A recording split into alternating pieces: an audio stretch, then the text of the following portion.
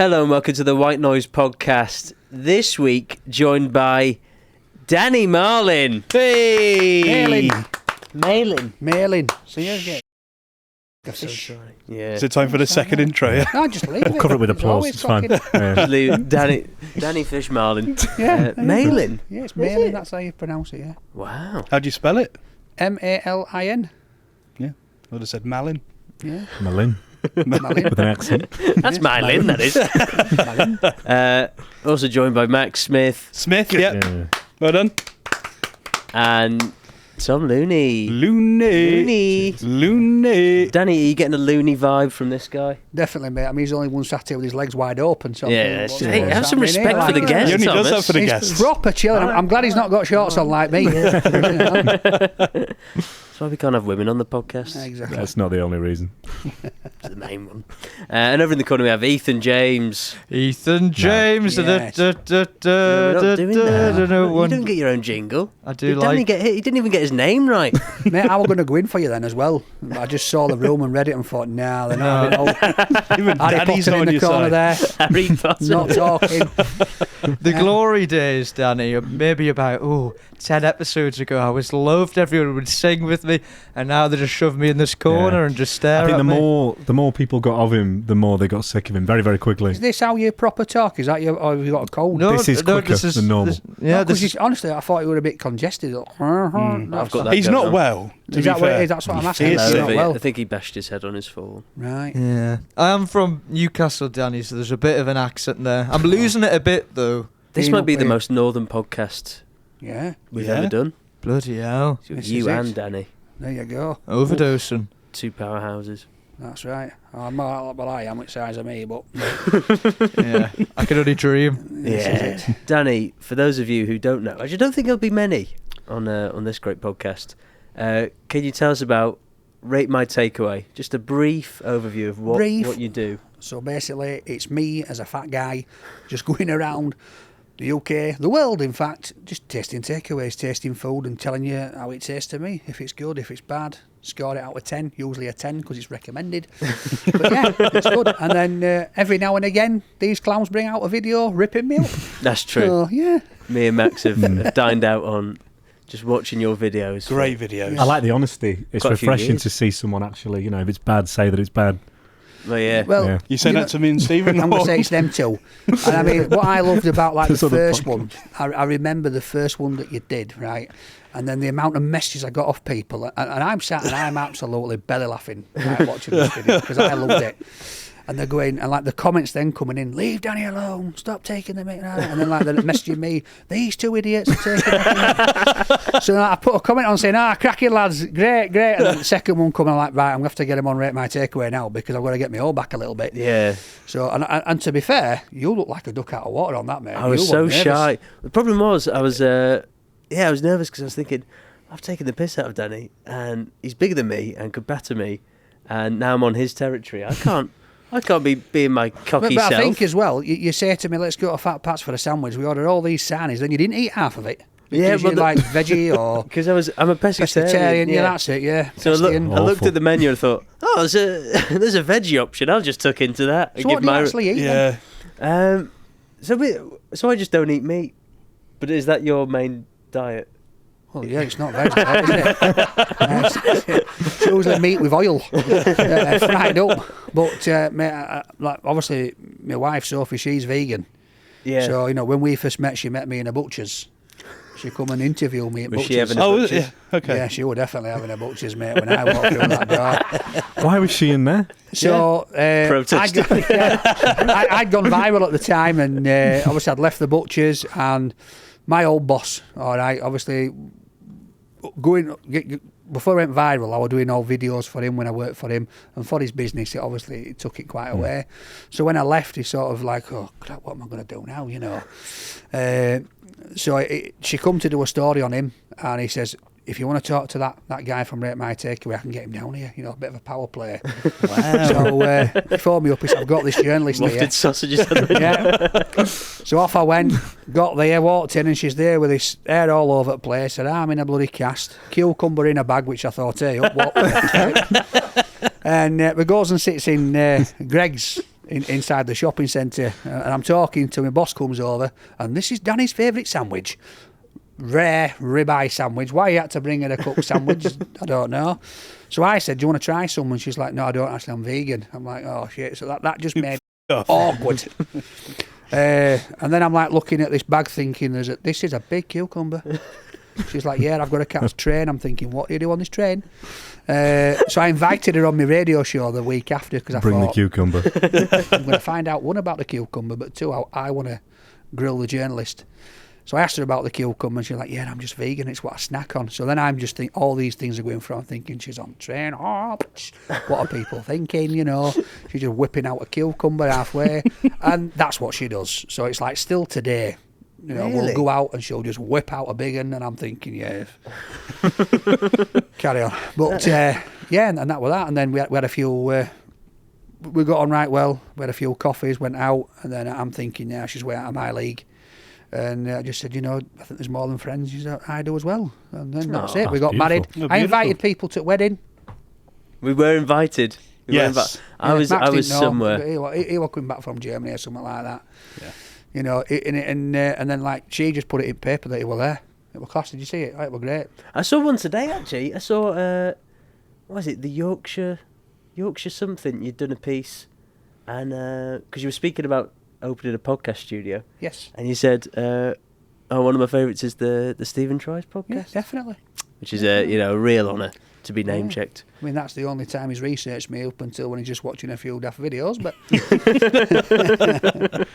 Has she opened you up at all to any vegan food?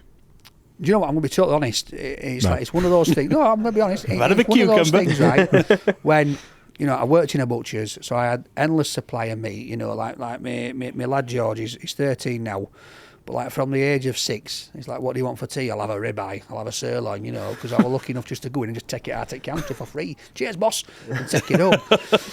He don't know that he does now. But, so like for me, it's all about meat. You know what I mean? And then when I got with Sophie, I thought, right, and it wasn't. Not necessarily her cooking, because her cooking veg is a bit weird because she likes it all burnt and cremated. It's not my kind of thing. But when we've gone out and we've ordered vegan dishes, I do taste them and they are quite nice. And I do think there's a lot more vegan food now, vegetarian food. People are doing a lot more with it and Yeah. put a lot more flavour into it Yeah. than what they used to be 5 or 6 years ago. I feel like more people are vegan now anyway. Yeah, well, meat's just too expensive. Yeah. Mate. I mean, they look at me when sun's out and think they're going to start taking belly pork off because it's cheaper, isn't it? Tom here is a vegan. Are you a vegan as well? Yeah, from a What sense, is yeah. going on? So what are you doing here? Me, Potter, what are you? I've got. We actually met in a butcher's, didn't we? I eat meat. Yeah. You eat meat. Yeah. What, you met in a butcher? No, I We was met in a sauna. I was vegetarian from a very young age, Yeah. so I went vegan about 10 years ago. Yeah. But meat for me is not really. It was never really a thing. And I don't dairy as see well, it as wasn't it? food. Yeah. Yeah. which Well, is- Sophie was vegetarian, Yeah. and then I think about 5 or 6 years ago, she got a tolerance to dairy. Yeah. So she will cheat now and again have eggs. Yeah. But basically, if you take dairy off the table, that's it. You're practically vegan, aren't you? Well, Yeah. dairy, like I went on a diet for a bit when I was still vegetarian, just for the gym. Yeah. So I was, for whatever reason, I'd cut out dairy for a while, and then I went back on it, and I'd just become lactose intolerant. I was projectile vomiting after a protein You do like shake. a massive protein shake, all this weight gain stuff, and then spew it Oh, up. it was awful. You know what? I've My had belly something was all- similar where Yeah. I've tried to eat salads. Yeah, and it's just You know, I've been on the meat, and then when I've gone back onto the salad, it just does me in. Your I body can't knows what eat it sounds wants. like food poisoning. No, my body's like, no, greens, no greens. What's your favourite vegetable? I would like to say cucumber, but that's off the table now. Is it under the table? I think if it'd be, I like a bit of broccoli if I'm going to go for Okay. vegetables. Yeah. Oh, broccoli's good. Is it corn that you don't like? Sweet corn, devil's Sweet food? corn, mate. isn't it? Oh, I Yeah. thought sweet corn would be. Devil's food. I love sweet What corn. about what about sweet corn chowder? No, Yeah. I just can't eat it for a reason. I just can't. How about Is it- popcorn? And I have let the reason out now. Popcorn. Do you like that's different popcorn? because it's like popcorn's Different made of form. the corn, but you can't see Yeah, it. okay. Yeah, I have that with mushy peas. So, Can't so do did mushy you hear the peas. story about the corn? Do you know the story of the? I don't know the devil's origin food? of what happened. No. Yeah, because I think when I said I think when I said I hit 500,000 subscribers that I would let out the devil's food story, so I did. And basically, I think I was about 9 or 10, used to go fishing with my mates like you do. We're down at pond, and we're there, rain's hammering down. My mates on one peg, I'm on next, and we've got maggots, sweet corn, luncheon meat and bread. And I looks round, he's like, "Here, Dan, look at this." And he's got 2 slices of bread, he's slapped luncheon meat in, he's slapped the sweet corn on, and there's an handful of maggots, slapped them on, he's bit it, smiled, and the maggots are pushing the sweet corn out. My God! What? So it's just, now when I see it, I think that it's just like, you know, sometimes you have those moments, don't you? When you see something bad, you see it again, you just get Were you friends with him after this? Well, I've been friends with him, mate, but it's like, I just won't go down to his for tea, he's a dirty get. How are you with luncheon meat? I don't like luncheon meat, so I'm all right. How are you with bread? But it was the visual of the maggot pushing the corn out of his mouth. Yeah. So like when I see sweet corn in rice, well, I'm done. It puts me off rice. How are you with maggots? I'm all right now. He was doing a bit, wasn't he? It wasn't like, oh, you know. Yeah, but he's doing a bit and sticking maggots in your mouth. No, I know, but like, was he thinking, oh, you know, maggots will do on this? That'll be all right. Yeah, that's what he did, and he ate the sandwich. So it wasn't like watch this. Christ almighty. I went because obviously people like, you know, the old guys round fish pond, you know, when they want stroking your leg back in my day, "Hey up, kid." We go on. To say, if you're cold, lift your top lip up, put a few maggots in. What? And it warms you up, apparently. I just couldn't bring myself to do it. The original snus. Yeah. The nicotine pouch. So you're walking about, there's just there's a all little these tin of guys like maggots. that. So grim. Oh, no. My cousin went fishing when I was a kid, and I was with him, and then his friend just threw up, and he'd been eating the sweet corn that was in with the maggots. Yeah. It's Why do what? People. but I love sweet corn for some 20 reason. quid says next time you have sweet corn, you are thinking of these Yeah. stories. Yeah. It's with rice, you're going to be gipping. Next time I eat a bowl of maggots, I'll be thinking this week. Yes. I can't. How do you Keep both ruining know people maggots that for eat me. maggots? It's weird that when you brought that up, I was thinking, oh yeah, I've got a weird story with that. Yeah. I mean, well, we know a lot of people now. I mean, Jungle's just made it all right, hasn't it? You know what I mean? People go there and they're eating all sorts, kangaroos, balls and everything. Yeah. So maggots isn't really much, is it? Is there any other foods that phase you? Not like that. I'm not a really big fish lover, so I'd be Yeah, me and you. China would be interesting for you. Yeah. Because obviously English Chinese food is very different, but over there they eat everything. It's insects Yeah, and weird yeah. stuff. Well, when I went to Malaysia, obviously I thought, right, I'm going all this way. I'm with my family, but I thought I'll try and get a couple of episodes in, because to come this far and not film something for it might take would be a bit stupid. Business expense as well, mate. So, well, Off that's your it, taxes, mate. yeah. So we had this fruit, and it's called durian. The durian. Yeah, I watched that one this morning. And it's so I spent 2 weeks walking around smelling this crap, right? And honestly, it just turned my stomach. So I waited till the last night, which was the worst thing, because then before I even got out of the hotel, my mind's going. I'm thinking, I've got to eat this, I've got to. And then I'm walking towards this street food market, and I could smell it, and I thought, right, I'm going to do a couple of things, and then I'm going to try this. And then I bumped into this couple. I don't know if you saw that bit, and they're travelling around. Yeah. And I said, I'm going to try this fruit. And the last went, no, don't try it, it's horrible. And I went, well, I've got to try it now. And my little lad, George, he's filming it, right? So he's got the gimbal, and he's like this, filming it. You didn't take cameramen out with you? No, cameraman stayed at home. All right. So George is there, and he's like, right, camera, because he could smell it. So it's the first time I've just more or less got straight into it. As you saw, I just like peeled the film, I just grabbed it, I went, right, yeah, and I just put it in my mouth. But then I was just speechless, because around me were hundreds of people up and down this thing, right? And I just so wanted to chew everything that was in my stomach. I could feel just. And it's sacred to them. Yeah. So I'm thinking, chug it down, chug. I'm thinking, chug it. And I got it until the last little bit of mouth, and I just had to pull it out. And then off video, then I'm like, I'm drinking water, I'm sweating, I'm like, oh my days. And then I'm like walking back to the hotel, it's repeating on me, I'm burping, and it's like getting up my nose. So I never had it in the with the cling film. I feel like if you cut it and you put it straight in, it keeps a lot in there. Like I've had it when it's like it's been left to breathe a little bit. Well, and it is easier. But the way you had it apparently is really, really potent. Well, it would have Yeah, been. if it's just right out of the skin. How was the flight home, if that was the last day?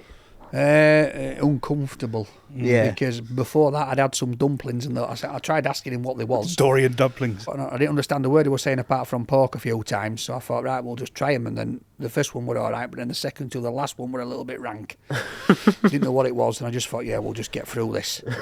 I mean, the first bit of that review, they tried to sell me, they're trying to sell Wagyu steak, and they got this knockoff Wagyu steak on the front, and then basically whipping out a bit of stew meat, sticking it on a thing, and then trying to tell you that's great, and you're chewing it. It's like an old sock. I'm like, yeah, this is great. But you know, I had some lamb on a barbecue on one of them. That were absolutely class. They put some nice, you know, there is some nice food out there. The hot pots, the belly pork is amazing. They do it nice and thin. They crisp it up with crackling. So there was some food out there that I enjoyed. Did you do a lot of street food stuff, just sitting down on a little table? So I did a lot. Like, obviously for the channel, the ones I did that, and then I had quite a bit of street food while I was out. 'Cause I prefer that, if I'm honest. I'm in a happy environment when I'm out. Yeah. In a silly shirt, with my shorts and my bloody Crocs on. I can't stand getting dressed up and sitting in a restaurant and sitting there and oh yes, you know, I'm pulling in here. I'm thinking it's a bit posh. You know, I phone him up, he sounds like bloody Mr. Bean. Oh, hello. Mr. Bean rarely speaks. Yeah. But not when he's on, was it Blackadder? But yeah, you know, I enjoyed it out there. I enjoed it. There's even some like street foods that have got Michelin stars, haven't they? In like Southeast Asia. Now, yeah. So there's some that cost like $2 basically, Yeah. but they've got Michelin stars. Where at? I don't know. I think there's one in Thailand, but there's a I'm pretty sure that Japan's got a few. yeah. Yeah. That'd be an maybe interesting cheap thing You to know, try. like Mitch's star or something like that. No, it's genuine. Like it was like a. Somebody just made it up like some guy's put a tyre on himself and Mitch's star. So what was the first video that you recorded, and what made you go, do you know what, I need to stop filming this? So obviously it all began with that. Like I said before, I was at the butcher's. I'd done a video about bog roll, and I'd Was that a big seller? It were in my house, and I says, Oh, right. So if people find out I've got 80,000 bog rolls, That's a 3. 20,000 hand sanitizer, and they kicked the bloody door in, and it were all kicking off in COVID with bog Oh rolls. yeah. And I put it on Facebook, didn't have a clue. All right, I'm 46 years old now. I'm of that generation where, you know, I had the first Nokia, you know what I mean? So social media is a bit weird for me. And then I went out next day and my phone's ding, ding. I'm thinking, oh, You're the bog roll guy. Yeah, what the hell's this? And, you know, Andrex out phone. Well, the shops are empty at this point. I've got a puppy for you. Your secret's out. And it went viral. And, you know. Imagine how different your life would be if you had just known that's it. Well, that's it. I mean, that Going around the what country. Is it, that Bible place that nicked people's videos. Conned me out of that and didn't give me a penny. No, that what was it? Lad Bible. Lad Bible, right. Done me for £100 as well, Danny. Yeah, a couple of £100 I should have had for that video, but no, they took it Bastards. and then they did it, Shocking. and it went from there. And then in the butchers, I used to just do funny videos. I mean, I dressed up as a woman, pink high heels on, wig, skirt, the job lot. I'd do out to sell meat. And I tell you, I were at it, mate. You want me sausage? Come and get it. And then I just met this lad in shop. I was putting meat on shelf. He says, mate, he said, I've got this Facebook page called Rate My Takeaway. We post picture content. We've got 200,000 subscribers to it, followers. He says, we want somebody to do video content. Ah. Would you be up for it? So I'm like, well, yeah. What do you want me to do? Well, we'll get you a kebab. You eat it. I says, right, who's paying for it? He says, we will. I says, I'm in. So I thought, right, free kebab. And that's what we did. The first one was a kebab, and we had it. We went to this little cafe somewhere. We got the kebab, went to this cafe, sat and had this kebab in this closed down cafe. The second one, we were in Bradford, which worried me a little bit because we sat there and I've got this burger, and then 5 pull up across the road. And then next thing, film crew jump out and they're filming for bloody one of those police programmes. Oh, no. So I'm thinking, hey, up. So I've got cameraman filming me and... You're in your wig and dress. Yeah. So they got to the third one and they says, we're going to go try this chicken place in Huddersfield. So I says, right, and I thought, you know what, I'm not bloody standing around. I've got a chuffing table and chair in shed. So I comes out of the house, he says, what you doing? I says, I'm not standing at Bodytech Yard. I says, I've got this camping table I've not used yet because I've not been camping. I'm going to use this. He says, what do you mean? I said, I'm going to sit down and eat my dinner on it. That's what I mean, lad. And that's what we did, and that's where the table and chair come from. Wow. And it just went from there. So we They just said I was crazy. yeah. And then, you know, about 50 episodes in, we tried to take away the table and chair, and we just got abuse. Yeah, can't be doing It that. was like Ant and Deck, you know, take Deck away, Ant's knackered, didn't it? So that was that. The famous episode where your chair breaks as well. Yeah. That was tough for a lot of people. It's sort of like a an end of death season of the family, family. yeah. Yeah. Mate, it was tough for me because, I mean, if I'm honest with you, I'm looking at that pole didn't go straight up where it shouldn't because it was close. Could have been the end. And I think what it was is, definitely I'd have needed that and a plug it. But what it was, the actual place where I went, it was like on a cobbled path. Yeah. So when I've sat on it, it's like it's gone uneven, and with my weight, you know, it's like I've been on like jet skis and banana boats and all that, and I'm like, I ain't gonna last 2 seconds. They're like, oh no, just stay still. I'm like, no, because as soon as you turn a corner and a bit of this belly moves, gravity takes it with it. You know what I mean? Yeah. So it's like that. As soon as I start to go, I'm gone, and it just went, and I was gutted. I remember it was like a few years ago. We'd just finished doing a podcast, and I'd been talking to our friend Joe, who does food reviews with Max. Yeah. He does some himself. Yeah. Because you went to the dark side, didn't you? Yeah. I'm sure we're going to come on to that at some bit in this. But I was showing them that because I think on YouTube they were like promoting your channel. I think it was a week where it was like highlighting a channel that was yours. And then we were watching loads of them, and I was just saying, it'd be perfect to react to because there's so much stuff going on. Obviously, because you're just out in the street, loads of people going past. But it was the one where it was like a row of terraced houses, and it was someone. This Grand's Cafe. Grandma's Kitchen. Yeah, that's the one. breakfast. So that's the one. So we did Rate My Takeaway for about 8 months, and we were posted on Facebook. Right? Yeah.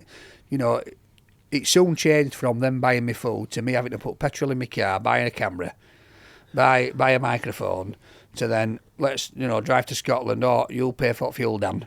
So basically, they just like give me expenses for food, but I pay for everything else. Right.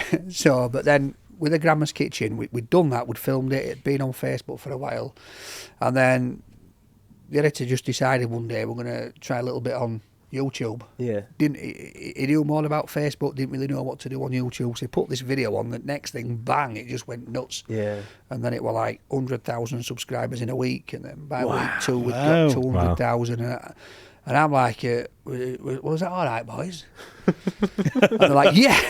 And I'm like, well, what does that mean? And they're like, well, we won't have to be doing Facebook, and you won't have to be paying for petrol in card anymore.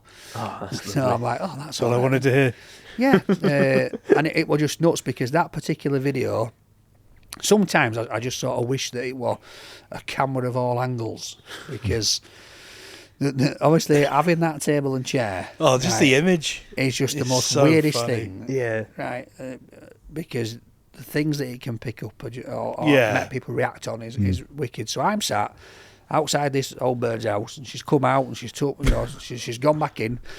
So I'm sat there, and it's on a bit of an incline, and I'm looking up, and there's an house and a window, and this woman just went wham, opened the curtains, not much on top, and I'm there. All right, love. Whoosh, curtain shut. And then I'm having to just carry on filming. And I'm just thinking, so it's like I'm thinking that would have made brilliant content just to show the reaction of somebody. Yeah. But Put a it's GoPro on your head. Yeah, I know. Get both sides. Yeah, like that train fella. What's his name? Oh, Francis That's Ford. the Yeah, fella, that's I won't look like him. I've got 2 fat chops. But it's like I got the table and chair because basically I just didn't want to feel convenience. Yeah. I wanted to feel comfortable. Yeah. But then it's then become part of making the content because it attracts people over. Yeah. It needs it, and it's a good gimmick. Isn't Yeah, it? It's a funny visual. And obviously you guys have commented on the ones where people have come and nicked me food and. That woman was woman. awful. She kept Which coming one back, are you didn't talking she? about? Because I've had Outside the curry house, she's with her friends. Yeah, Leeds. Wakefield. No. So these are on about Leeds. They've not seen Wakefield. They've not seen the best one yet. Then. Oh right. Oh no. So there's Is it the another same one. woman?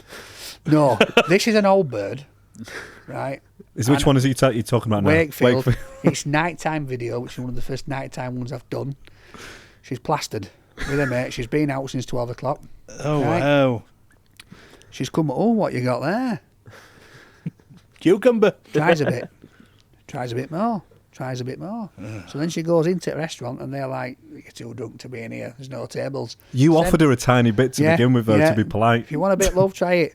She come back out, that was it. She were into it, into the curry. Like a seagull. In the end, I'm like, come on, Christine, love, that's her name. I says, Christine, love, come on, you've had enough. Christine, look, you've had enough now, sweetheart. Off your pop, telling her mate, come on. I'm like looking at camera and I'm giving it all this, and she's like, I love you. And I'm like, oh, and then she's having a go at cameraman and all this. And eventually she clears off. But the funny thing was, when we aired it, obviously we knew the reaction it was going to get. Yeah. And like everybody would just, I mean, to me, she's been out, she's had a cracking day. Yeah. I've said have a bit of curry, like you say. She's just had a little bit more than what she should have had. And you were very patient with it. Yeah, and like, she's, it was. mate, there's no point me having a go because it looks good. You know what I mean? I'm like, come on, me old sweetheart, you've done. And she's like, up yours. And she's like proper going for it. And so she's messaged me. She's got all these messages, right, online. People's found out who she is. And, like, people in the local community know who she is. So she's like messaged me saying, I'm so sorry, I don't usually behave like that. And I'm like, look, come on, look, we've all been there. We've all been out, had a skinful, and we've all nicked somebody else's kebab. It just happened I had a camera. She, I didn't know what you were doing. I said, you did because you said you've seen the channel. You know who I am. You've watched me. So then later on she messaged me and she says, can you take the video down? I said, I'm sorry, I can't do that. I says, in a public space, I've asked you to stop. You've not, blah, blah, blah. It's your own fault type thing. She says, well, it's my boss that's not happy. I says, well, tell your boss I'm not really bothered. It is what it is. And I did a little bit of digging and I thought, I know why your boss ain't right happy. Because I found some of her Facebook photos and she used to be deputy mayor or deputy mayoress. What? I'm thinking, so that's the first time this nugget's come out. So if people know, well, you know what I'm talking about. But yeah. Do you know what would have been good if she said, can we do another video? Because that would have been good to see her. Well, for like ages then, one. It were like in the comments were, Christine. And then like I do a radio show on a Tuesday and people's messaging in saying, get Christine on show. And I'm like, I don't think Christine will come on. So, Wow. But for some reason now, like, you know, I get a lot of parking tickets in Wakefield. I think like the local authority there are like proper on me now. You gave her every chance. Danny, we have actually got a few of our favourite snacks, and we're wondering if we could possibly blindfold you. There's no trick ones, just to see. Is the sweet corn? No, there's no sweet corn. No sweet corn. Oh my goodness. goodness. You'll not be doing me with devil's food here, man. I think no, there's no sweet corn. But we'd like to find out who has the best snack choice. Right. Are we okay to blindfold you? I'll give you your first one. What are you going to put it in my mouth? Oh, I'd be honoured, Danny. Go for it. This, it's got a little something on it. So, all right. You'll need a big bite. Oh yeah. This guy's a pro. This is great content. What are you getting? What are you thinking? Mate, it's all right. That's like one of those. Do you want me to tell you what I think it is, or? Yeah, Can do, yeah. Yeah, if you're can do. enjoying it. Like a relish, like a Dorito relish sauce, something like that. Okay. Salsa. The second one is in a similar vein to that. What the flip is this? This is the best day of work I've ever had. Oh no! Can we get slop. tissues? How does that rank against the first one? I prefer the first one. Okay. We're on to desserts now. I can feel it dribbling down my chins. Right, Don't know Danny. which one, but I know it's sliding. Here is your third snack. Oh, oh, mate, we're on. Oh, she's chewy. It's salty, that. Somebody put something on that. No, it could be the remnants of the first and second one. How's that doing against the first? I like that. It's so like a it's Slimming leading. Well bar, I think. And then the last one. It's a protein bar, that. It's got a funny taste after. There you go. We can have all that. Is that a posh chocolate, that, like an hazelnutty? It's in that realm. Very affordable. Oh, I think that one, to be honest. That's one. That's my favourite snack. Recency bias. Well, then you human. can take off your blindfold. And now we'll see what crap I've been eating. So that's what is it, Tom? Reese's thing. It's a fancy Reese's. There's a vegan honestly, one. They're like £1.50. It's £1 for two Two? milk chocolates. Yeah. Sometimes cheaper than that. But it's finished that just off, dark mate. chocolate with little peanut butter cups. And you had a protein said it bar. with a protein. Yeah, you nailed Yeah, that. yeah. You had Because our lass eats them all the time. Yeah. I mean, I don't need no protein. I have enough meat. That's true. Yeah. But There's always an aftertaste with it. yeah, it's isn't a there? weird aftertaste. Yeah. And sometimes I don't know about it makes me dizzy, that crap. It's chemicals, probably. What was your least favourite? That have coleslaw on it? Yeah. Yeah, I think it wasn't the coleslaw, it was the Dorito. Oh, Max. Not a good choice, was it? That was Max's. Jesus Christ, man. Yeah. Got me for uni, that. I can't, you bring... You're technically still in uni. What, so you bought coleslaw in uni? Yeah. Is that's not a big... Isn't it? It's not, honestly, Most people have beans and crisps. That's they're true, not peddling out. Coleslaw's We're so Big cheap. Bob's beans at 9p and you're buying 49p Tesla slaw. Yeah, You're he's wedging got it you up, there. aren't you? Joe, that's not even the worst part. You used to get the finest, extra special Tesco Oh, yeah, you've got to get the sausages. creamy He lived one. so basically in every bit other of way, cheese. but then it was the finest meats. Only the finest coleslaw. Everything else was cheap. I think that was a good meal. Well, all of them. Oh, well, So no, who's mine. what who's then? So that So what that was. Tom was the winner? Yeah, The Reese's, yeah. and then I brought in that protein bar, which was warmed in Ethan's pants pocket. Yep. That could be nice what the one, salty Ethan. taste Warmer. was. Warmer Bit of is better. salt. It felt a bit slimy on top. That's why I Yeah. thought something's gone Ethan. on. Then- I'm not wearing boxers, Danny. You're all right, mate. That's why you've tripped over, then, isn't it? Yeah. Yeah. lad. Bloody hell. Knocking between your legs. Oh, huge. And Two swinging testicles there. no, I meant more. Yeah. But I brought in sour cream Pringles, Danny, with salsa. Because usually, obviously, you think Doritos, but you were right with the kind of like herby taste that balances it out, I Yes. think. Yeah. Yeah. Tastes great, you character. Yeah. Big fan of him. Danny, have you ever travelled somewhere to a restaurant and then it's been closed? Yeah.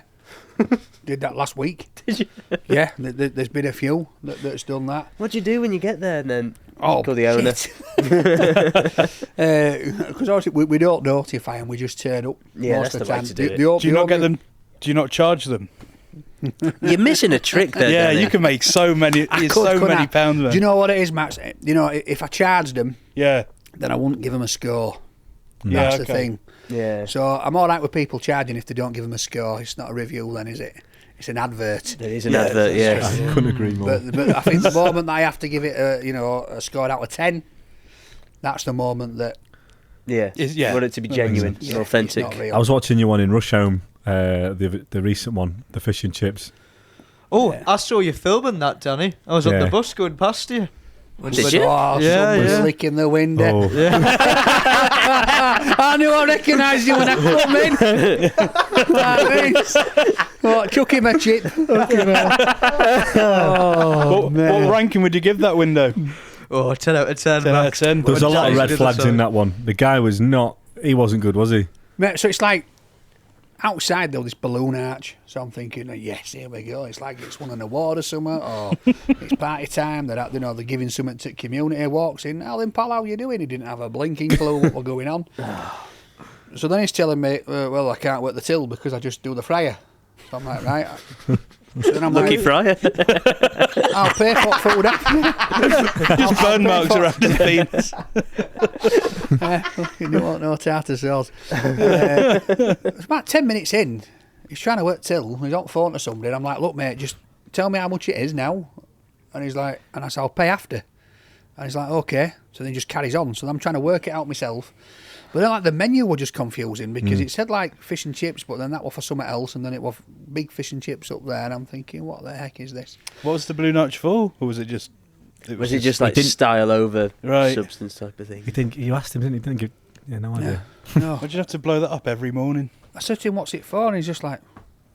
And then I'm sat outside and like people are coming and in fact there was a shop where I was sat, it was shut. The shutter had come, the shutter was shut. Yeah. By the time food come, they'd open back up, they'd have the dinner hour. No bull. And I'm like, this guy. So, but I'm thinking the food might be all right, you know. Yeah. Oh, it wasn't good. It's tricky to get good fish and chips, like if you're in a landlocked place. Like if you buy Whitby. Yeah. Whitby's where I've had fish and chips and gone, yeah. You know what? It's like you go to the seaside, you expect it to be good fish and chips. Yeah. I prefer it when it's cooked in beef dripping. I just like the whole way that the batter's cooked like that, and I like the, you won't, but the taste of the beef dripping. For me, that's a good fish and chips.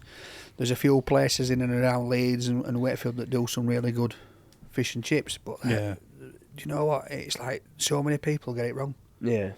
And it's ludicrous. And I mean, I did one other day in Preston, and it was a Chinese that sold fish and chips. So it's like, it wasn't until afterwards, because I'm like, looking at this batter thinking, what is this crap? It's a little bit thick. And I'm like talking about how thick it is. And then it wasn't until we drove away I thought, it's the same batter they're using for bloody sweet and sour chuff and chicken balls and all that, innit? Oh, yeah. So it's a completely different batter. Like the chips had been fried a couple of times, left gone cold. The sausage wasn't up to much. So, you know, but like the good thing was the curry sauce. Yeah. Because it was the curry sauce they use in the Chinese. So that was a nice curry sauce. So I went to one of these sort of places where it's a Chinese and fish and chip thing at the same time, and I ordered a korma, and I just saw like this was korma from a Chinese fish and chip. Something like that. It had like loads of stuff. It was a korma. She was just using Sharwoods in the back. I could just see her just scooping Sharwoods out. Why of would you get a korma from a Chinese chip? Well, it must have been like everything then. I assume it was everything. Yeah, around the world buffet, Chinese, English food, Chinese. Chinese chip is normally a decent shout for English fish and chips. Yeah, the chips usually, because let's be fair, Chinese chips are usually bang on out there. Yeah, big, thick, chunky chips. They're not like your normal chippy chips, but they're usually all right. Have you been to anywhere in St Helens? Went to this fish and chip shop, and like the comments on it were like, "This is the best fish and chips you're gonna have. It all tastes great." And it like come out, and I'm thinking, oh my god, if you people think this is is this the rock you live under? Some people don't leave. They've just got no idea, have they, the poor bastards? Yeah. But you know what? If you're in St Helens, surely pies and pastries are the way to go. Well, that's what they're raised on. Yeah. Well, I did because like a year and a half ago, I said I'm gonna, because obviously people always say, oh, you're always giving out 10s, you're giving out 10s, and I said I'm going to give out a 10-star. I said this about a year and a half ago, and I've just been looking for that. I wanted that, the film Ratatouille, where he has it in his gob, and then he's back to where he's in kitchen. His mum's like, "Oh, get this, kid," and I thought, I want famous scene from Ratatouille. Yeah, I wanted that moment. I wanted that. Whoa. Yeah. And I've been waiting, and of all the freaking places, Waddington and a pie shop. Yeah. Who ate all the pies? And it was just like, I don't know if it was the order that I had the pies, that just every single one just seemed to complement each other. Were they all savoury? But no, I mean, I had a meat pie, then I had a kebab pie, cheeseburger pie. Cheeseburger? What's that? Yeah. But like what it was is, you cut a pie or you bite a pie, you've got pastry all over your 5 chins, and it's all down your top. You've got, half at filling runs away, or it's not even half full. I cut these in half, cut this burger one in half, and it was just chocker full of filling. It was like plasticine. It looked that good, levelled up with, you could see burger, cheese, gherkin, sauce. It just looked mint, and then pastry. Oh wow! That was it. The pastry was just a right nice thinness, and it got a nice crisp to it. And then my favourite pie is lamb and mint. I love a lamb and mint pie. It's the same. I cut that in half. It didn't all fall out and dribble out. It stayed. Yeah. The gravy was that thick. It was like proper. I'm thinking, we're not in Yorkshire, and this is thick Yorkshire gravy, yeah? What is going on? Loads of mint in it, and it was just delicious. And then I then went on to 2 like cookie pies. Yeah. The Battenberg one. But as I'm eating them, I'm a bit of a sweet tooth, right? And I'm eating them, but all I could think about was this cheeseburger pie and kebab pie. Just emotional. Honestly, it did me. It did me. I was crying. I was like, I want these pies in my life. I want them. Mary had a little lamb. It's now in this pie, and I love it. But yeah, so and I just says this is a 10-star. And like guy come out, and I never tell people what I rate them neither. They'll always say, "How did we get on?" And I'll just go, "Oh yeah, good pal." Like that guy in Russia. Like, when it come out, he could string 3 words together at the end. How did I do? And I went, "Oh, cracking, brilliant." Thinking, what a load of trollop. But with these guys, I couldn't contain my excitement. I was like, do you know what? I've got to tell you. I said, I've never done this before, blah, blah. And like the guy's nearly crying, and like, oh, we've done this. And they're like, beautiful. Oh, look, Little's been here for his pie. And I'm like, oh, great. But, don't give him the credit. Yeah, that's true enough. Yeah. I think in the window, if they said, rate my takeaway 10-star, that goes a lot further than Luke Littler eats. Luke Littler speaks. That's in everywhere. This is it. Yeah. This is it. He messaged me the other week. Did he? Yeah, I thought it was somebody take it, Mick. I was on my TikTok live, giving it some jib, and then it was about 7:30 in the morning, and it comes up Luke Littler, and he's like, "Oh, I love your content, man." And I'm like, "Oh, if that's you, is that the real Luke?" And then people are coming in going, "Yes, it is. Check his pro." I'm like, "Oh, somebody's pulling my legs." I've had that a few times. Yeah. And I said, "Well, I've messaged you on Instagram, off my own Instagram, So then next I get some message like, oh, my bad, mate. And I'd messaged him, obviously, like we all do. Somebody shoots to fame, you're like, yes, I want a piece of this pie. So, so I says, let's go for a kebab. So he's like, when I get back from Australia, we'll sort it out. Wow, that'll be good. Out since. Come on, Luke. Have you done many collabs? Because there was Eddie Hall. Yeah, well, Eddie Hall was scary, man. Yeah. It's because I left him waiting for an hour and a half. I was late. Oh, so no. Is he the world's strongest man, or is he the boxing promoter? He was, mate. He's Was he? The world's strongest man, but when you've had him sat in a cafe for an hour and a half, right, waiting Whilst you're outside to try a breakfast, and he's on a strict training regime, and then I rock up, "You're right, Paul, how are you doing?" Wondering, right, well, at first night we're all right. Such a lovely guy.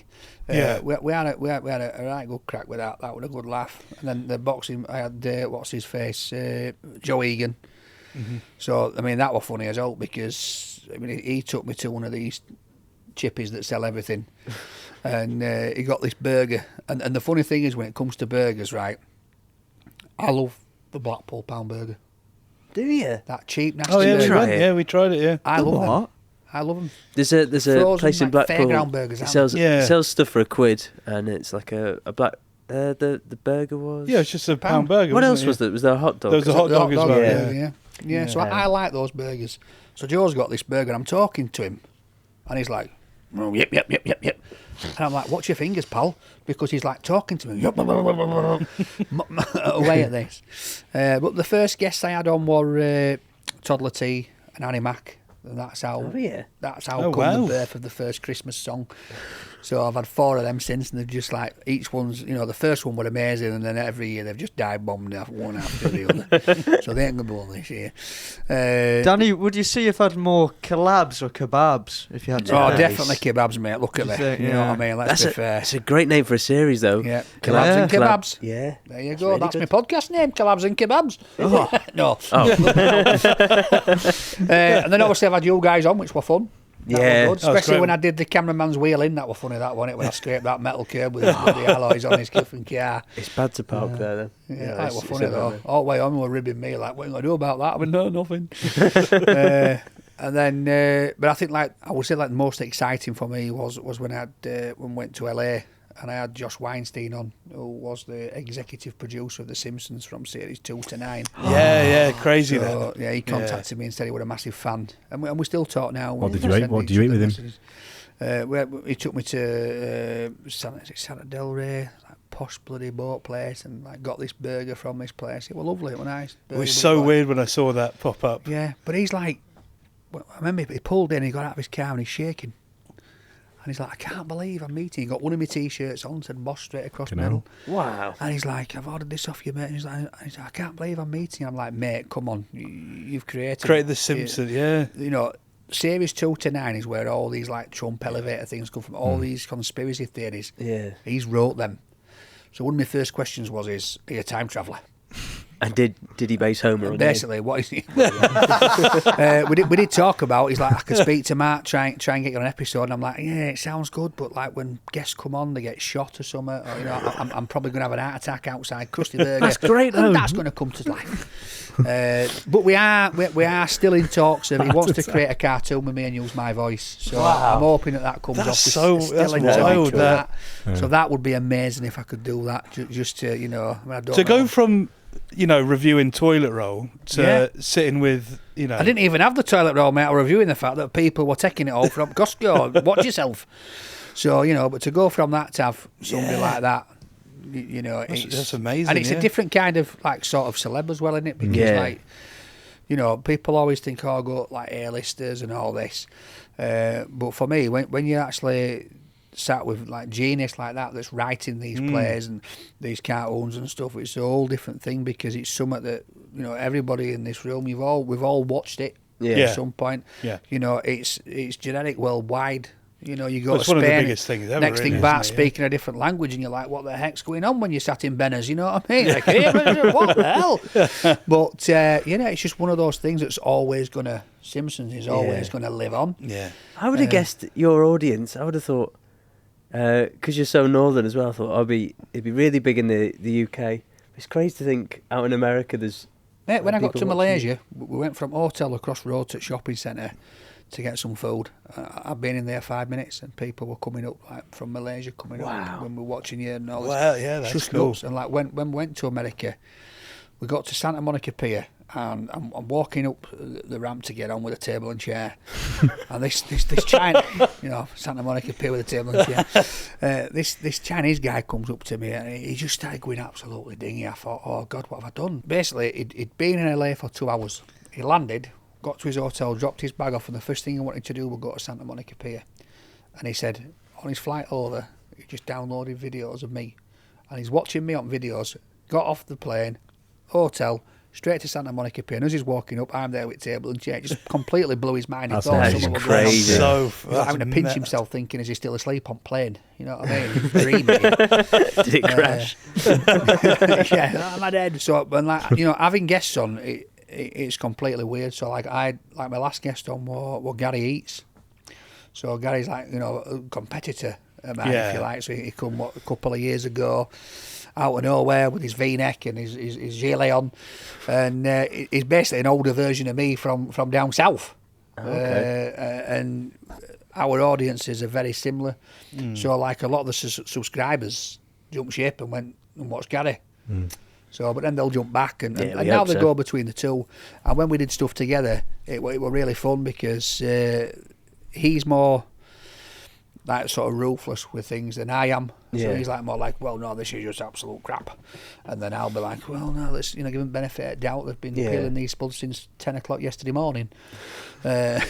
So, but just working with him, it was fun because working with another food reviewer, it's different. Sometimes when you're just looking at a camera and all the people around you dribbling, it can be a bit like, just want to get through. I'm used to that on this podcast. So like doing that, a couple of times with Gary's been fun. Have you done one, or would you do one with Beard Meets Food? Mate, let's call him out. Adam, you're an absolute snide, I'm telling you now, pal. What's he done? So obviously I've been on his podcast a couple of times. Yeah.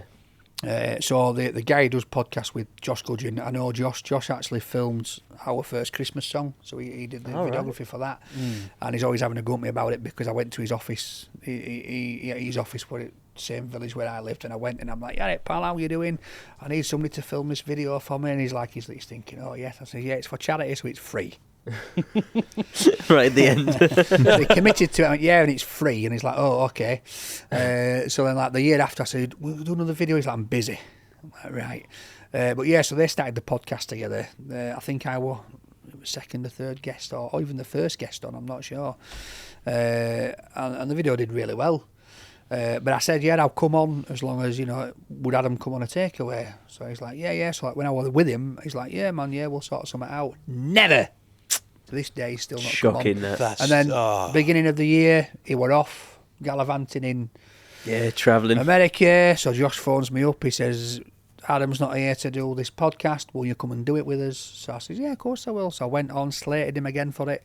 You're just going on different podcasts.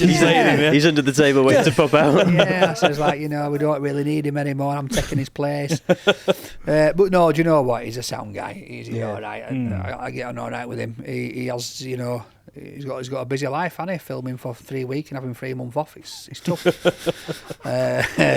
not like me having to get to the grind and radio and all that. He can just, piddle about doing what he's doing. But so if you did one with him, would it be in the realm of competitive eating, trying to eat something? So when I spoke to him and we were going to do an episode, he said that he would never do competitive eating or something like that, because that's his own thing, which is fine. I respect that. So I said, no, basically how it works is, it's like with you guys. I said, let me know a takeaway you want to go to, and we'll go to it. So that's what I said to him, wherever you go for a takeaway or whatever, we'll go and get some food. So you never know, one day it might come off. I mean, like whenever it comes round to his Christmas song, or when he's done a couple of these like live shows that he's done, he's always, they've started a bit of beef with me, and then I'm like bantering back, and then it gets people thinking that we're going to have a bit of a ruckus, and then it's like, oh no, pal, like one of them, I sent him a message when I were in America with kids, and I'm like, sorry, I can't be there, whip your beard off your face, but enjoy the thing. So but it is, it's content creation, isn't it? So you help each other. I can wait. Danny, we have a bit on our podcast called You Laugh You Lose. Oh, right. And it's between us three, typically, and whoever laughs first has to do it the next week. So last week I did it and Max laughed, so he's going to perform for 30 seconds and we try not to laugh. Right. You're fine to laugh if you do. You might not. You might not laugh. To be fair, you probably won't. But it's just, if me or Tom laugh, we'll be doing it next week. But it's... You just get to watch 30 seconds of great comedy. Right. I don't really write jokes. Can I just ask, sorry, who is your favourite comedian? It's got to be you, mate. Oh, yeah. And I'm going to say, right, so like... Who's your second favourite? It's going to be you, mate. Sorry, Max. Mate, I'll be honest, mate, you went to Dark Side with food reviewing, so you're way out, pal. Yeah. That's true enough. Teamed up with Dave, mate, you kid. Is it about Joe McGrath or our secret fourth wingman? Sponsor, whoever he is. Oh, scum, mate. Scum. It is scum, I warned him right at the start. Yeah, you should have done, mate. You could have come and asked me, mate. I'd have tagged Do you know what? Joe originally approached me and said, look, I know a guy who, he does this sort of thing. And I'm like, okay, cool. You deal with that side of stuff, You should have Joe. said, I know a guy. I'm here for the northern food. lad that's not going to rip you off. Yeah. Mate, you'd have been flying. Well, I've learned a lesson. Yeah. Because he did rip us off. Hey, who likes jokes? Yeah, man. I like jokes. Little backstory, I guess. Danny, I got bit in the leg and they gave me cellulitis. So I had to go to the doctors, get medicine for that, all this sort of thing. So this is just a conversation I had with a doctor when I went in for my little checkup. I've got 4 jokes. I don't know if 30 seconds is going to be fucking hell, enough time for this. Stressful. It is. 3, 2, 1. I go to doctor and I say, I've just had a bite. Doctor says, I can see that. Take 3 of these. I say, what are they? Ozempic. I go to the doctor and say, my leg's twitching. The doctor goes, oh, it's got to be more entertaining when the rest of you did it, lol. I go to my doctor and say, my friend Ryan, he can't speak. The doctor says, what, so he's dumb? I say, yeah, and he can't speak, lol. I go to my mate and I say, is it true you're only as old as the woman you feel? My mate says, yeah, some people say that. So I say, all right, Tom, can I have 12 of those birthday cards back then, please? And that's it. That's all my jokes. Oh, fuck's sake. No. So I'm going to give one now, right, just to show you how it is, right? Yeah, are you going to do it? All the time. Yeah. I'm not being funny, mate. You take the piss out of me for my fast-mouthed rabbit. That's what you were like then, wasn't it? That's true. I've got 30 seconds. I've got to be quick. I've learned from the best, More like Danny. a rabbit's ass because shit was coming out of it. Yeah. I'm thinking, I can't even hear the joke. I will email them to you later. What else, Danny? What else? There's more laughs now, look. See? You should have just gone like that. This is Danny. They'd have been Danny, laughing I did not off. want to base my You Laugh, You Lose on our great guest. You had me laughing on the in the rush hour when the police car went past and so it's the fish police. We're moving past my great laughs here. That was good. That was good stuff. Oh, Danny, you're so Ready to good. be bloody fish police. Well done, Danny. So Max is on again next week. Do you want to speak about the beef? And I don't mean from the butchers, but between you and Food Review Club. Is that the name of the place? I think so. Yes. That was a little while ago, wasn't it? Yeah. What was it that happened? So he was charging people, wasn't he? Yeah, so I mean, basically, review them. the story is this, like from my point of view, before we have some, emergency news conference that he had in his garden that was just hilarious. There's a big garden there. Yeah, well, it will be with Mr. Mount Max. So he'd gone down to Cornwall, him and his 10-strong man team that he has, apparently. And whilst they were down there, they contacted people and said, Matt's in the area, he's going to do a load of reviews. He usually charges £1,500, but because we're doing a few, we'll slash it to £750. We're in Cornwall. Good people. We're talking about people that talk. You know, there's about four houses in each village, so they all know each other. They all know, so they've obviously got together and thought, why are we paying this guy? And why is he offering to do it for this? So they've outed him to Cornwall Live or Cornwall Press, and it's come out and it's been bubbling away for a week, and a few people have jumped on board. A few different creators have said things about it. And I'd seen it, and I'm just like, yeah. I mean, I knew that he'd been charging takeaways for a very long time because I go to takeaways and they say, oh, well, Matt's been here and he's charged us, and some of them produce invoices. And I'm like, yeah, we're not going to charge, don't worry. And then when I say over 5,000 emails and messages, I'm not kidding you. Really? After 2 weeks, it just got stupid. Yeah. And a lot of my fans were saying, are you charging? Is this what you do? So I thought, right, I've got to address this. But over like the 4 years, right, I've never spoken to the guy once, never had one conversation with him verbally or over text or any exchange whatsoever. Jealous. He's done his thing, I've done my thing, and that's that. But he has, on numerous occasions, made comments about me, my table and chair, this and other. Oh, maybe I should get a table and chair, I'll get more views, and all this, you know what I mean? And I've loads of digs. So I said, you know, he's just a bully, because that's what he's doing, having digs all the time. And he took a bit of offence to that. Right, not his fence, mine. Before you come out with that one, Max. I'll put it on the list. And then obviously I said, for me, basically just making it clear, I don't think it's right that he's going around and charging these small independent businesses that amount of money when he's earning the money he's earning as a creator. You know, if he does it right, especially on YouTube, he can get a decent living out of it. Unfortunately, he's not up my level on YouTube. He's on Not Facebook, he's up there. You know, he's way ahead of me on Facebook and TikTok, and we concentrated on YouTube and way ahead of him on that. So that, you know, basically that's what I said in a nutshell, that I don't think it's right, and that, you know, if he's getting paid, it should be an advert, and he shouldn't give a score. So he can say all the same stuff. The burger's great, it tastes good, it looks good. Come try it, and just let us know what you think. Money changes hands. But if money don't change hands for me, then you can say, so I'm going to score it out of 10. This is what I'm going to give. Yeah. Because that's more saying, I'm influencing your decision because I think it is a banging 10. Come here. Yeah. You can't, you know, nobody, I don't think, can say they can be impartial if money's changed hands, because you have got that. Does he not have to disclose it as well? Yeah. Surely you would. Should do, but, you know, people do, people don't. That's the world that we're in, and obviously he got battered for that. So I put this video out, and obviously when it went out, within minutes, it just blew up. And then, like, people are sending me screenshots of his TikTok and his YouTube, and people are saying, like, Danny's told us to leave you, you're a robber, you're a bully, you're a charlatan, and all this. Danny said leave and all this. And, you know, don't get me wrong, I don't want to wreck his channel. After that, he's then done his emergency press conference. He said that, you know, he's grown up playing rugby and it's all banter, it's not bullying. I'm like, mate, banter to me is when you're taking the piss and I'm having a go back. That's banter. When somebody's not reacting to it, but you continually knock them down, that's bullying for me. Simple as. And I stand by that. I'm not going to change on that. And I have heard him be a bit weird about other people as well and get involved in things he shouldn't do. Yeah. Yes, thank you. Yes, Max. I think you get a vibe of people, don't you? Yeah. I think the vibe you give off is very genuine and authentic. And then you go on his Instagram and it's just him with his shirt up. Yeah, I mean, if I pulled my shirt up, by God, I mean, I did it on because me and Sophie do Mr. and Mrs. Yorkshire.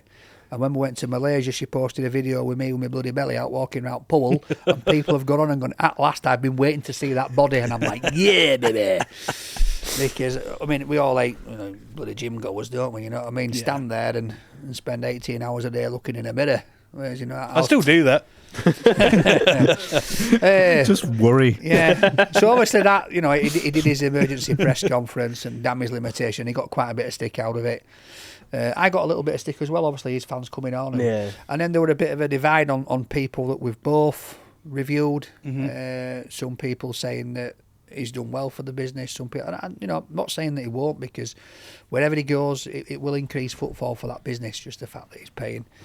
I think that premise, though, of people, if it's not disclosed, the bigger you get, it's a house of cards, isn't it? I turn up, I don't charge them, I pay for my food. Yeah. The amount of times I'll argue with them and they'll say, oh no, and then like sometimes some of them will refund it when I've gone, if it's on card, and I can't do all about that, right? Yeah. But at that time, when I've done that review, in my head, I've paid for that food. Yeah. So it's up to me, my opinion.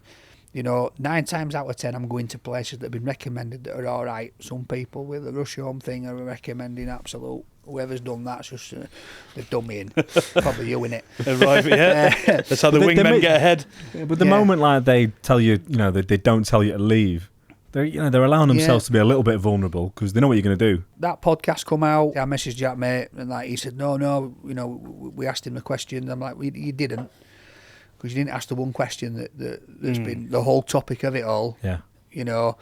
They sort of skirted around. Basically, for me, it was sort of done in a way where it got him out of, oh, Danny's a bully, I'm not a bully, he's done this, and he's tried to attack my platform type thing, which isn't the case at all, because he said, Danny, I'm not a bully, I'm not. He said, I don't know, mate, because I've never spoken to the guy. Yeah. Now, in my video, I said to him, if you want to chat about it, Matthew, then we will. I'm quite happy to sit down. I'm quite happy to do it on a podcast. You could bring him in here today and I'll sit down. I am not scared of the guy. Max, do you want to leave the room? Right. I'm not bothered. Okay. But then I'll tell you something. So I were at the Rate My Takeaway kitchen yesterday. Bam Batista or Fan Batista, one of these YouTuber boxer guys. So he's saying to me, he says, oh, you'd be brilliant at Misfits, you. You'd be brilliant at Misfits. He says, would you fight, Matt? I said, mate, I'd take his beard off. There's so many beards to take off. Could you take Max's beard off just for the trailer? It wouldn't be good for anyone. Just for being a traitor for a bit, yeah. I mean, I will go to I'll be honest, man, when I saw that video, you doing that with, I thought, Max, you've done me in here. No, Danny, please. I've loved you, I've showed you the love, and you've Joe McGrath phoned you up, he's like, look, Max, come to Dark Side, and you're like, yeah, man, I didn't know any of that. Do you know what he was a fourth member. It was part of his family, wasn't it? I'm not. That's what it was billed. Oh. Yes, it was, but it wasn't. Up part of the Food Review Club because so Joe dealt with all that. Yeah, the guy was meant to share it. Did it? He was meant to share it, and he didn't. I get if he's got a big team, then having to. Why do you need 10 people? Well, maybe that's ridiculous. Right. And he's trying to get bigger, and so maybe you need. Yeah, there could be I understand getting paid to review stuff, but. Like Danny says, you do need to disclose it because otherwise... Yeah, it's not a review. It's not genuine. But the thing is, right, and I'll give you this, Matt, like Diggs about, I'm not just filming it on an iPhone, because that's what we film on, an iPhone, with a gimbal and some Rode mics, right?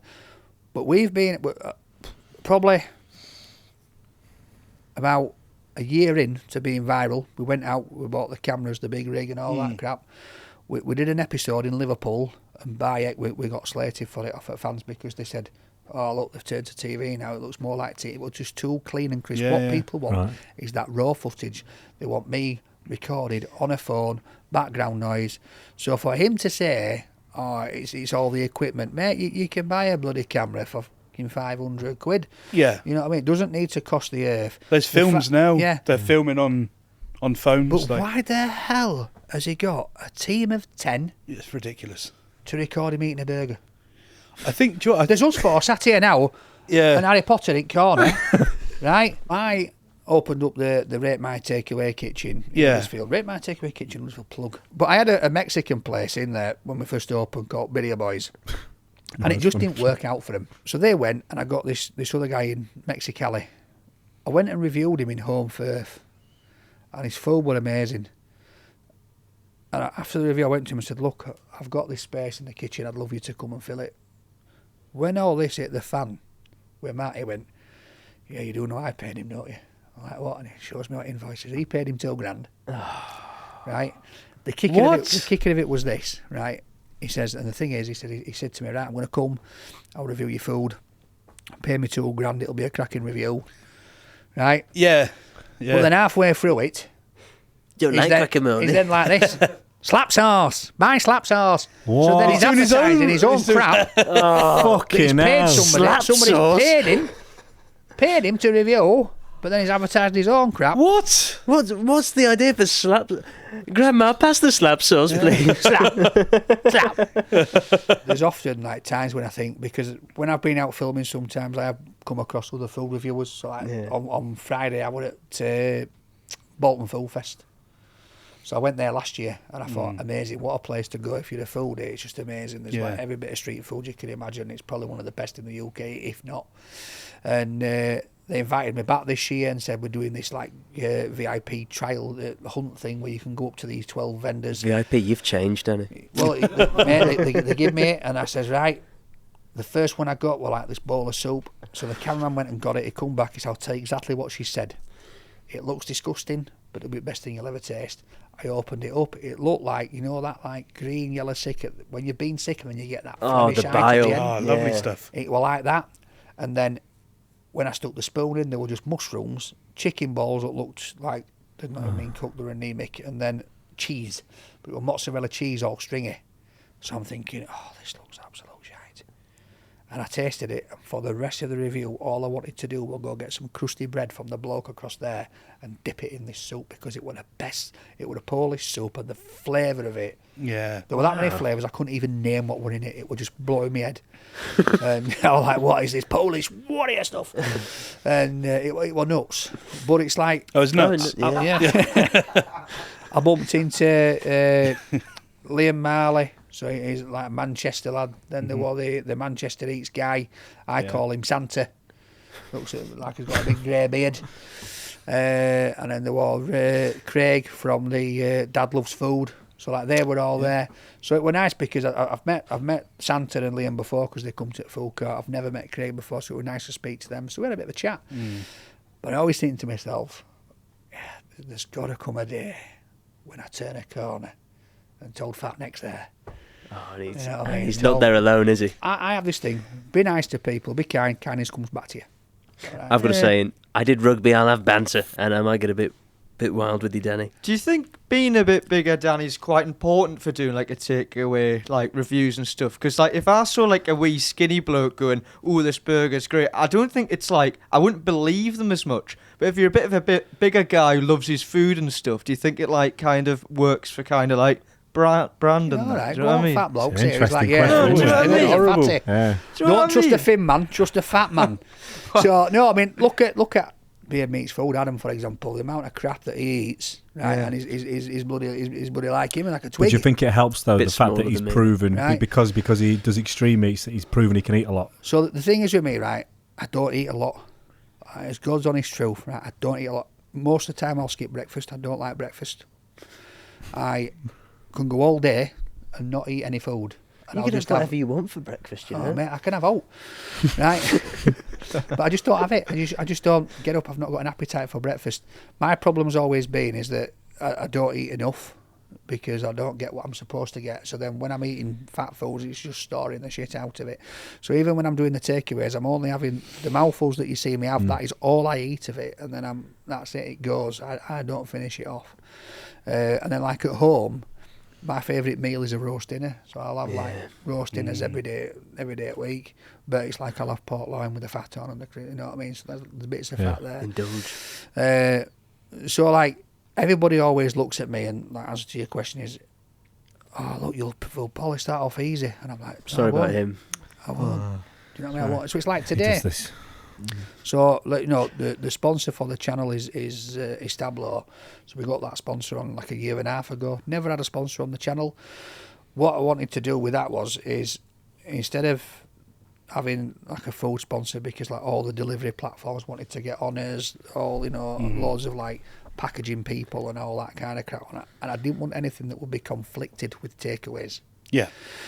So I met Stablo, the guy that owns that. We had a chat. And I says, look, I can put you on the van, my T-shirt and my table, but I ain't going to talk about you. I ain't going to say I'm sponsored by you.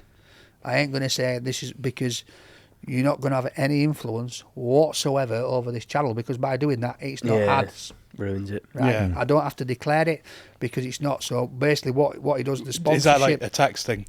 No, it's not a tax thing. It's just being honest. I don't have to do it. But what he does is, the money that he pays the for the van, the fuel, the insurance, that kind of stuff, pays the bills. Yeah, nice, yeah. Right.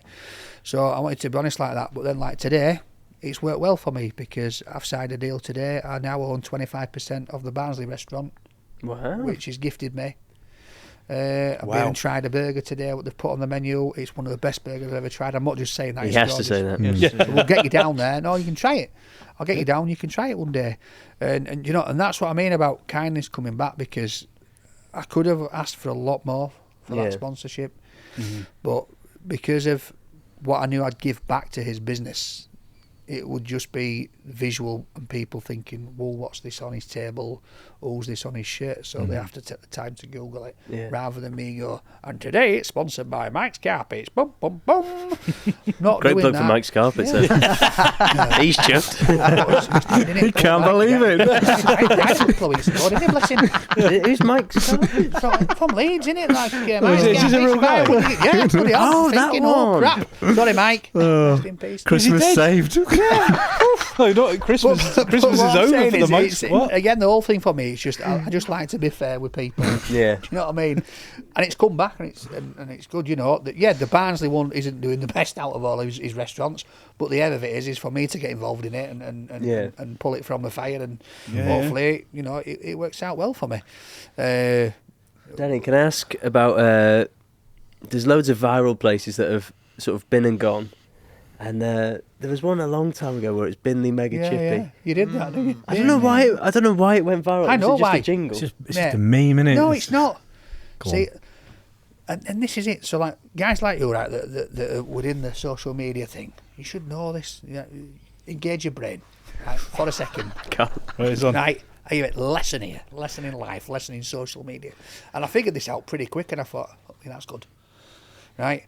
So we all know, when you're online, you're putting in keywords, you're looking for searches. If keywords are coming up, if you start talking about that on whatever you title it, it's coming up, right?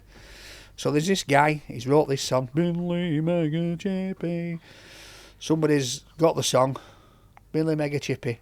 At that exact time, right, the world were going crazy for the Johnny Depp and Amber Heard trial and the word mega pint. Because Amber Heard still is it, said you had a mega pint of wine. Yeah. And he went, beer and wine. He went, mega pint. Oh, Jack Sparrow. And it just hashtag mega pint. So anything with the word mega in, we're getting up there. So then you've got some div, Binley Mega Chippy, and then people queuing outside, and that's it. It's gone to the top. People's then gone, one after the other. People have gone, oh, TikTok, how it goes, and that's it, it's blown off. Did they Big do a chippy, mega to pint be of fair. gravy or curry or anything? They should have done it. It was absolute garbage. Business, wasn't it? really. Oh, it was shite. Is that just... And they've closed down now? Well, I'm not surprised. Yeah. I mean, yeah. I spoke to the bloke, right, off camera afterwards, because he come over and he's like, because basically he were on about trying to charge me. Thinking, bloody hell, is Matt back here?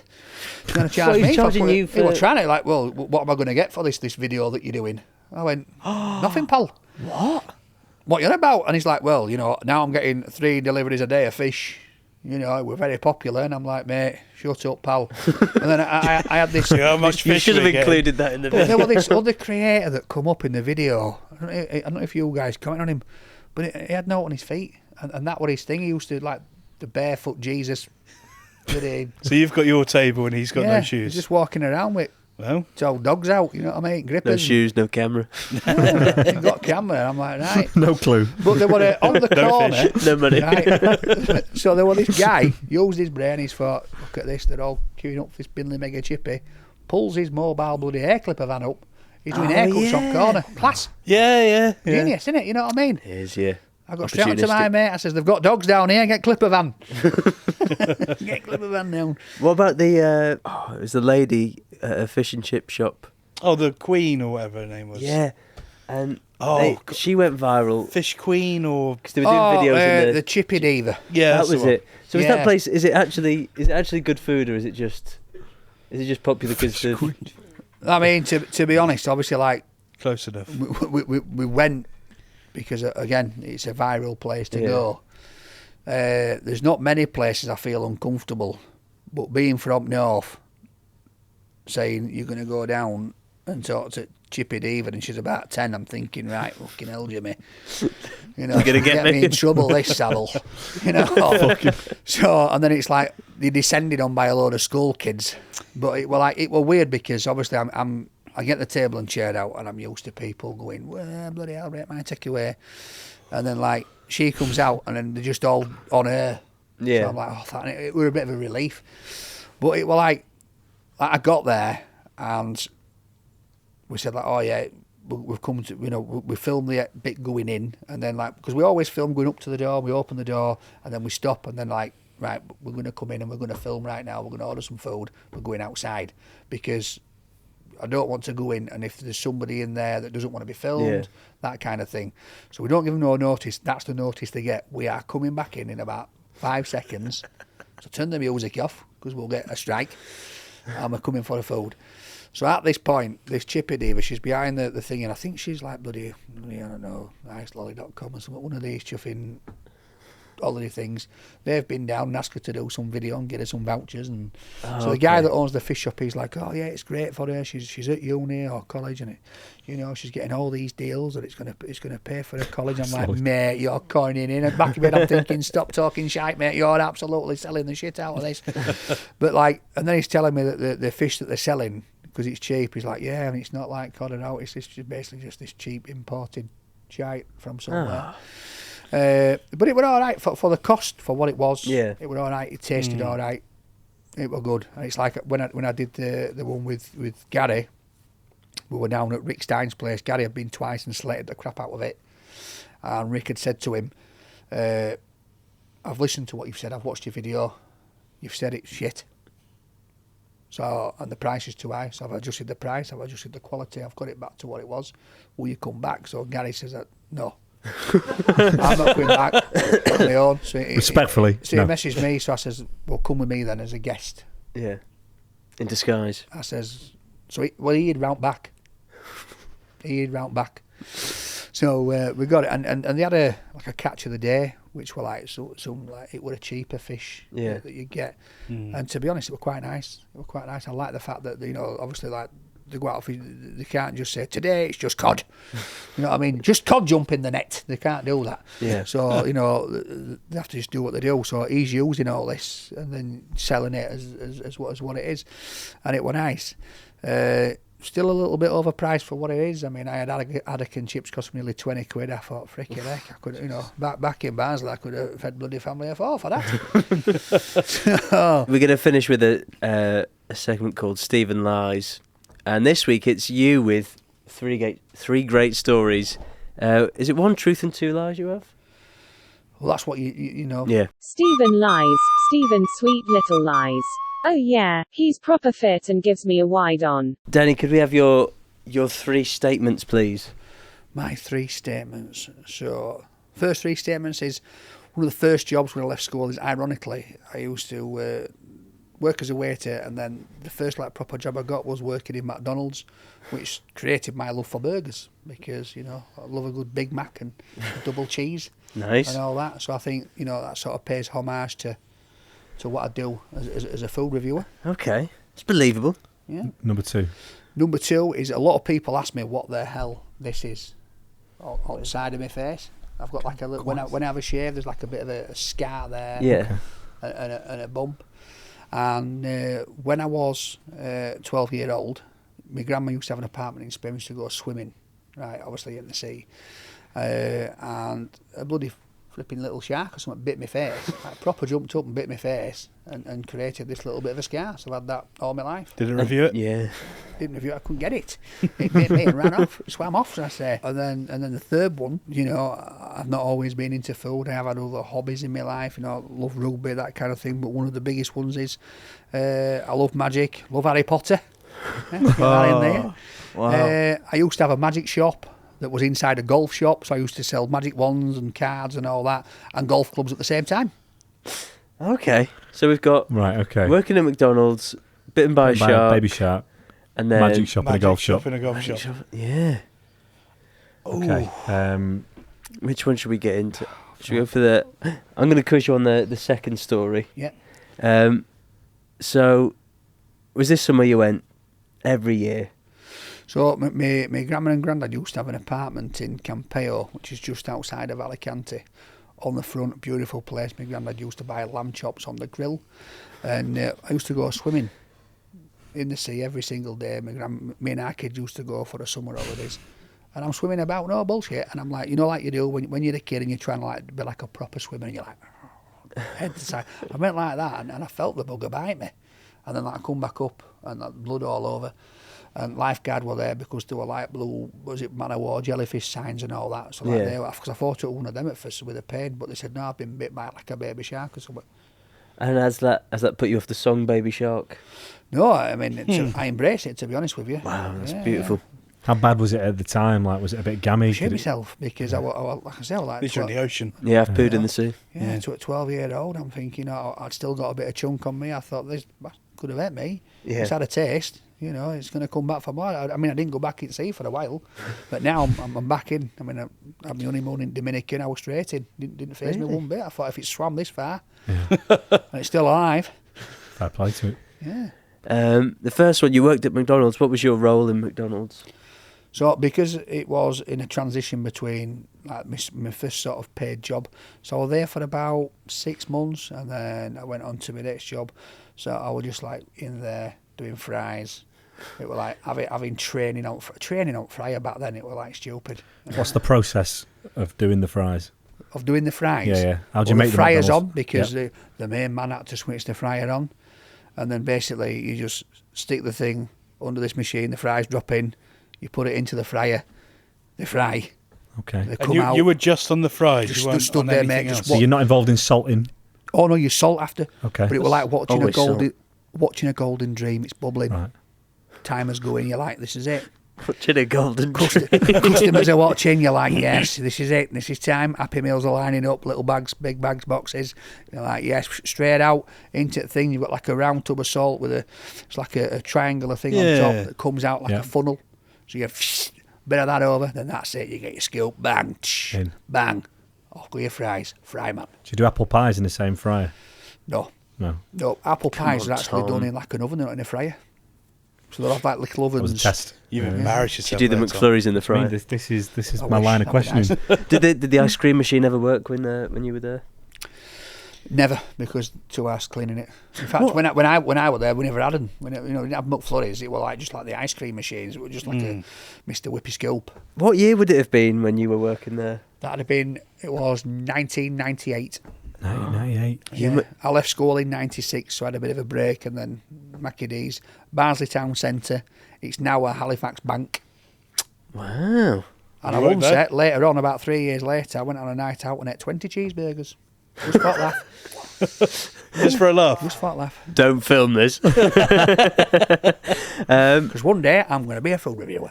There's, Right, okay. there's details in all there. these. But then you would know how a McDonald's works. Yeah, you would know. Yeah. Yeah. I think And it could be now at Halifax. so. You're into magic. Yes. Okay. So the golf shop that it's inside, Yeah. is that anything to do with you? No. No. So the golf shop. So I got this unit, this massive unit. I wanted Shop. to open the magic shop up, and the only unit were available was this big place, right? And when I say big, it was probably 5 times the length of this, Whoa. 3 times the width. And I wanted a space, What? probably like this corner for magic. Right. So my uncle, So you've bought a warehouse basically. yeah, but my uncle Jeff, right, he was on beat, he was a copper in Scunny, all right? And in his spare time dabbled in golf, and he had a massive golf warehouse, used to do up golf buggies. He had a big one that said, it was a Hooters one, and it said, let the big dog eat on the back of it. So It's classy. I spoke to him, and I says, look... Is that still I available? no. I says to him, I can't Good find... work for a copper. I can't find a small enough shop. All I can find is this big unit. So he said, well, we'll fill it full of golf stuff. He says, you sell it, and we'll go 50% on profit. Wow. So 1 minute I'm selling magic tricks, card tricks, wands, all sorts of stuff. And the next minute people are coming in asking me what's the right kind of golf club for them. And I'm saying, oh, that expensive one there. 'Cause I didn't have a beano about golf clubs. But I knew the tees again, like the big dog eat on them, wooden ones, sell them all day long. Were you dressed as a magician going around the golf stuff, say, just using your wand to point out the different the clubs and going, Yeah. I recommend this one for you? No, so the obviously the magic. The best thing is I used to run magical courses. Really? Yep, I did. Did So you are a did you have magician? a name? Yes, I am. Yeah. What was your magic persona? The Great Danton. I flip between that and the Great Denoli What makes you Yeah. change? because I was great in both of them. I just decided that I wanted Would something happen, like in a full moon or something? Or No, I just whatever I wanted to Is be. one at that Italian? time. Yeah. And I used to Do you do. do the accent or? No, I didn't do the accent, but I used to do. I used to do weddings. I once did a funeral. That was great. And he's back. Yeah, that's it, yeah, and this is it. They asked me to do a funeral. I did a funeral. It was a bit weird because people were like, all that of they want people to be happy and jolly. What did you do at the funeral? So I did try to bring him back, but that wouldn't happen. Yeah, just close up magic, card tricks, coin tricks, that kind of stuff. Were you the great Danton or the great Danoli? I was just Danny then. Oh, right. So there's a third persona now. Respect. Where was this unit, by the way? Like, is it in a shopping centre or is it just... it was in Elsicker Heritage Centre in Barnsley. Ooh. What else is in there?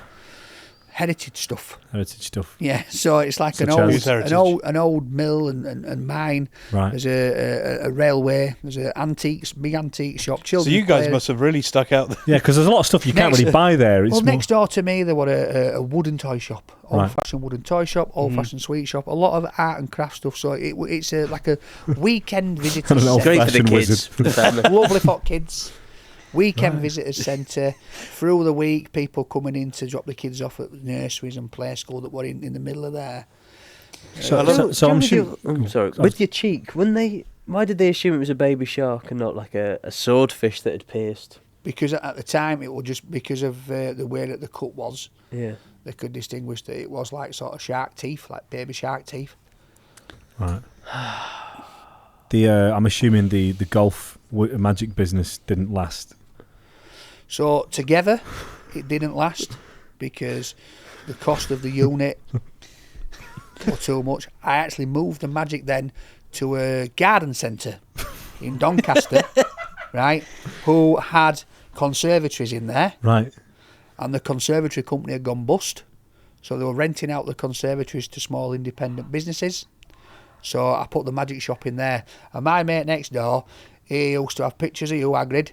Right. Okay. You know when obviously the Potter films were on, he used to do the bus stop banners that you see at bus stops. Posters. Well, he stole So one. I nicked 3 or 4 of them and I had them outside just to get people magic this way. That's good. Harry Potter.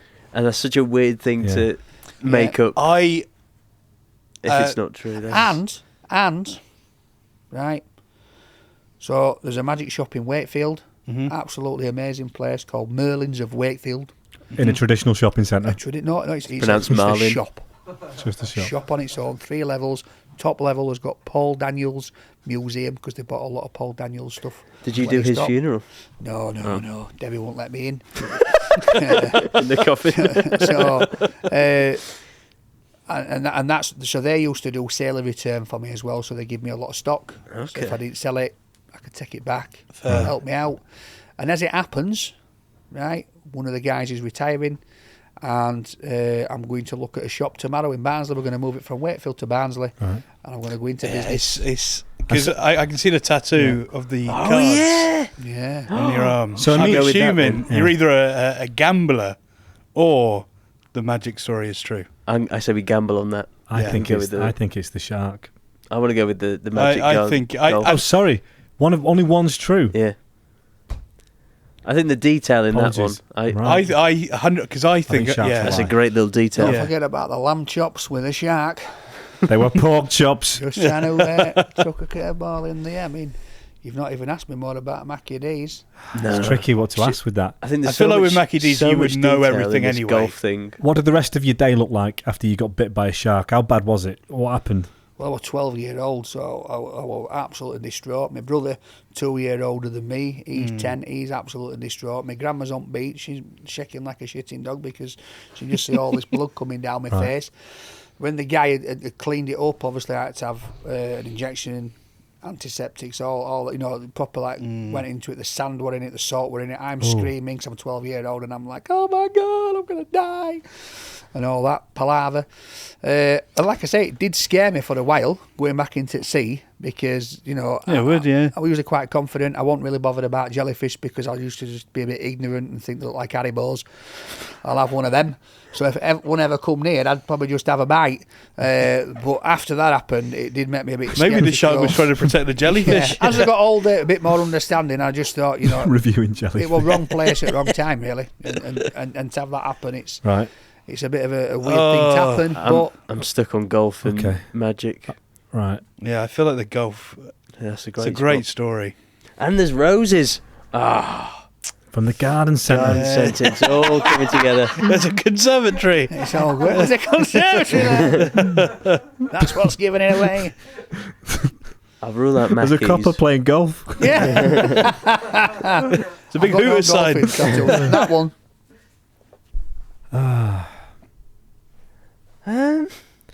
Right, I feel like with the Mackeys, it's tricky to ask more, but I feel like what you know about it is the kind of stuff that I've seen when, like, we know the triangle thing, turn upside down. Yeah, I think it's between the last two. Yeah, so There's a lot of detail with the second one. Yeah. However, I think There's even more detail with the third. In fact, the fact that you even went on further, like going somewhere tomorrow to... And I feel like the second one could have some truth in it, but it's overall not a true story. Yeah, but... We're going to go with... Any more to put you off the scent. Maybe you did less. That would make you a great player of the game. Yes, golf magic shop, it would please. make me a gambler, wouldn't it? What are you going for? What's your final? Reckon the truth is the golf magic shop. Well, I'm afraid there's a bluff here. God damn it. Yeah, no, you're right. It is the golf magic shop. Yay! And it is all completely true. Golf magic. That's crazy. And then I've just done the deal. We're looking at a new premises tomorrow, so I'm buying another guy nice, out. It's like going back to that time of my life. Because when I had it were like 16 years ago when I had the magic shop. So it's been a long time. And then I always said if one of the guys is older than the other, if he ever comes up to retire, I'm in a position to buy him, then I would. And I got that call about 4 or 5 months ago, so we've been brokering a deal. We've come to a deal, and we're going to move it from Wakefield to Barnsley, so it's good. It's exciting. Brilliant. So what was the... Have you done this to your face then? Yeah, so basically I had a lump on my face, for years. I could feel like a little bit of a bump under my skin. And one day it just started to get a little bit irritated. I went to the doctor. I said, "Look, I'm a bit worried. Is it bloody cancerous or whatever?" And he's like, "No, take these antibiotics." I woke up next day. I got a fucking golf ball outside of my face, like a massive spot. Golf all the time. Red raw. I'm telling you, with a big bloody white head on it. And when it was like that. So I went to hospital and they just got bloody scalpel, cut it. Oh, really? Just in the whipped waiting it all room. out, and that was it. And it leaves a scar because it's on your face. You can't sew it shut. So they had to pack it and leave it. Wow. And then there's a little bit of truth to the shark one, because my grandma did have a place in Spain. I did go out for 4 years. Me and my brother went out 6 weeks from holidays for 5 weeks every year. Was she shaking like a shitting dog on the beach? She was, because a lot of the time it's because our kid were probably nicking the shit from a dog. But the lamb chops were true. So, but in the Mackey's one, I've never worked in a Mackey's. I didn't doubt the lamb chops. That was I was sold on the lamb chops. I love those lamb chops.